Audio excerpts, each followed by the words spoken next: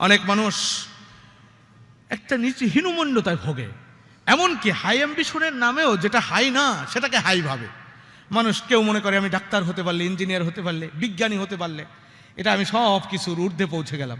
আমি বলি, মিয়া বিজ্ঞান, তুমি যদি মহাকাশ বিজ্ঞানীও হও, তোমার যাত্রা চাঁদ, আরেকটু দূরে গেলে মঙ্গল, এ পর্যন্ত। কিন্তু কয়জন বিজ্ঞানী আর মঙ্গলে যেতে পারে? আর কয়জনই বা যাবেন? কিন্তু ধরলাম ওই পর্যন্ত গেলা, মঙ্গল পর্যন্ত।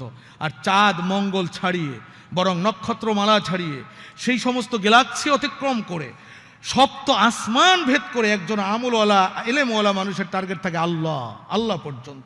তার অ্যাম্বিশন কোথায়? আরশ পর্যন্ত। তুমি তো শুধু সৌরজগতের একটি ক্ষুদ্র এলাকা নিয়ে তোমার জ্ঞান গবেষণা।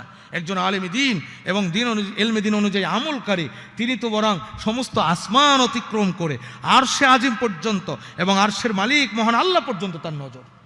আমি অনেক সময় বলি যে আমাদের আফসোস যে আমাদের এই